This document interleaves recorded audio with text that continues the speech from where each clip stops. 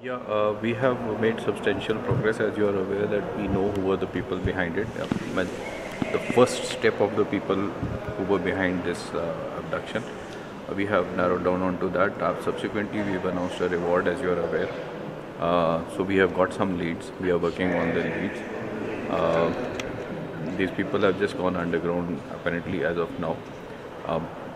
We will make all possible efforts to get them arrested as soon as possible. Meanwhile, my request to to the Nikki faction is that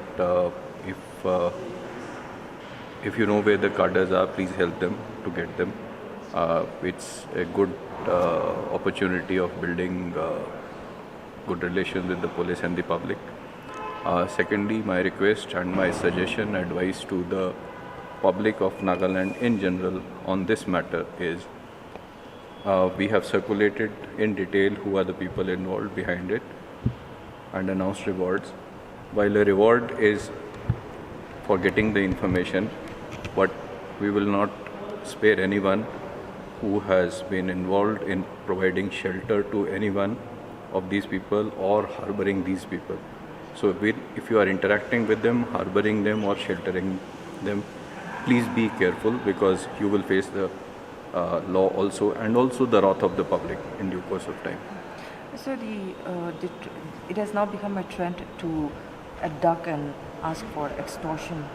So what measures are the police taking to ensure that such kind of illegal activities, come at least lower down to a certain extent? See, in Diphupar and Kohima, mostly some other places also, these incidents are very sporadic. Diphupar and Kohima, it does happen, but as I've been saying repeatedly, it is very unfortunate that these happen. On our part, in coordination with the Assam Rifle and other agencies, we have been deploying a sufficient number of manpower, whether in uniform or in plain clothes, and we have been tightening our surveillance measures to get information about abduction. There are a lot of cases where abduction and also people, cadres of various organizations or criminals carrying weapons have been arrested by the police.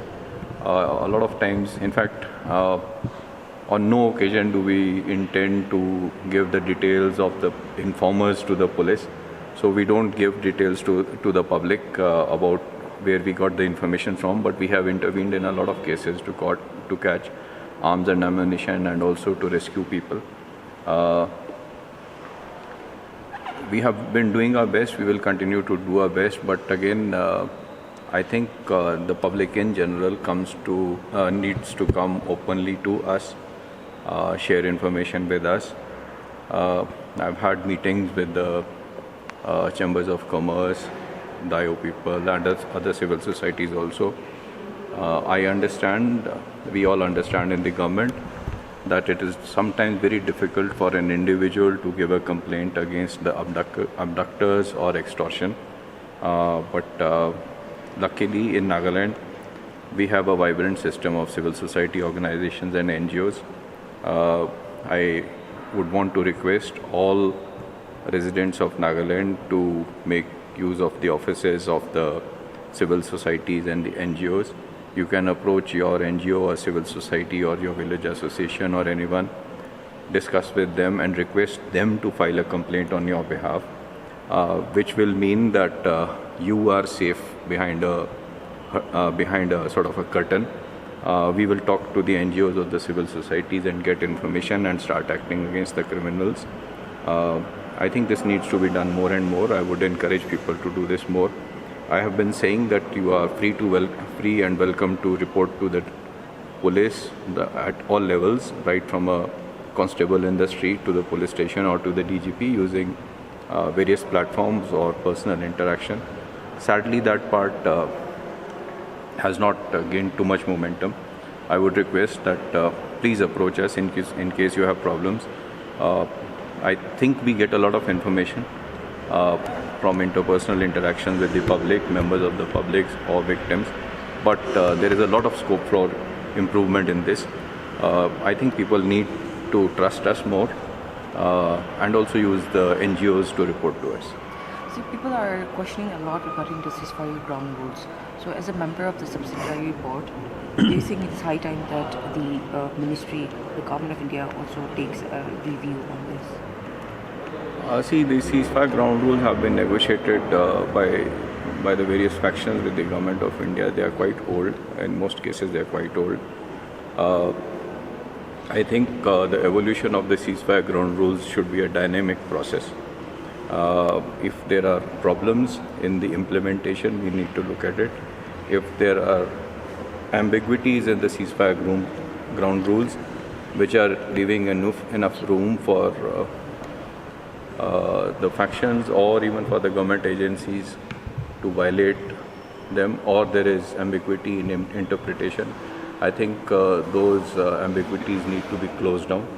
If it can be done through interpretation at the level of the chairman ceasefire monitoring group or the ceasefire monitoring group and the ceasefire supervisory board, Nagaland police and the Nagaland government would welcome that if that resolution can take place at this level. However, if there is a larger issue of interpretation and the government of India has to be approached so that the signatories can mutually agree to amendment of the ground rules, Nagaland police and the Nagaland government is open to that. So regarding the appointment of the over 900 personnel which was cancelled by the court, so what is the new process being undertaken now? As you're aware that the Honorable High Court has questioned the appointments of those 935 constables on one single criteria, that the posts were not advertised, and they have asked us to advertise the posts. In due course of time, we will advertise those posts for recruitments. You just have to wait for a while. Meanwhile, I would also want to say that while we are undertaking measures to advertise those posts, every citizen in the country, including the constables against whose appointments these orders have been passed, they have recourse to legal remedies. They can go either on appeal or on review or revision petitions to the Honorable Guwahati High Court or the Principal Bench or to the Supreme Court. So we would just wait for a while we are doing the administrative processes involved, because we have directions for completing the process in 6 months. But meanwhile, the constables also have legal remedies. So during that process, if they can obtain any other orders which are to their benefit or which are different set of instructions, we would follow that also. So, and also regarding the fight against drugs that you have launched in your department, so how is that progressing, and so far how is it being helpful in controlling the drug menace in the state? See, we have been very, very successful in this fight against drugs.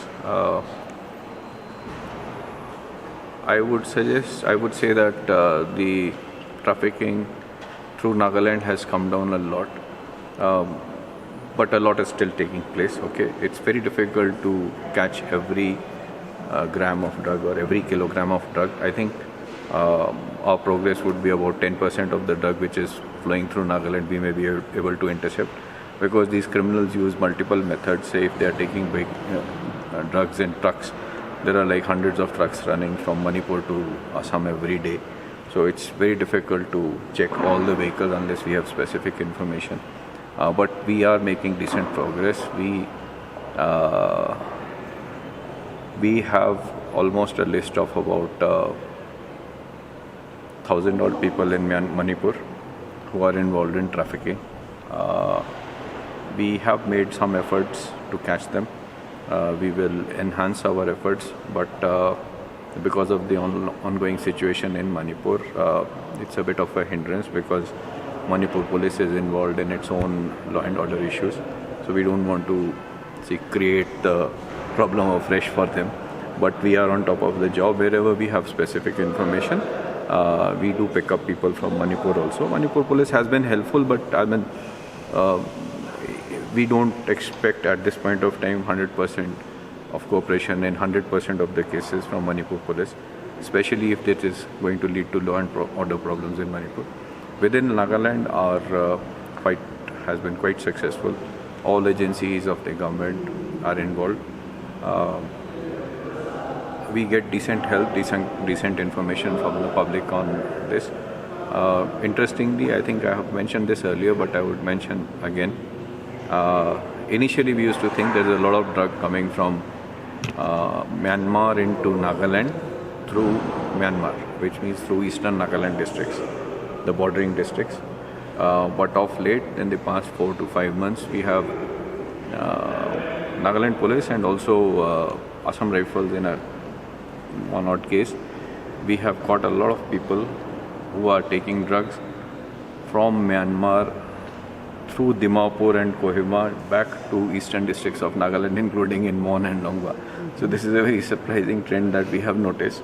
So I think people need to be aware of this. Some of the village council chairmen of eastern districts, especially in Mon and Tunsang, have been very helpful. When we catch someone or we suspect someone, they have been very helpful in identifying them and corroborating the information that they already sort of knew that these people are involved in drugs. So it all helps.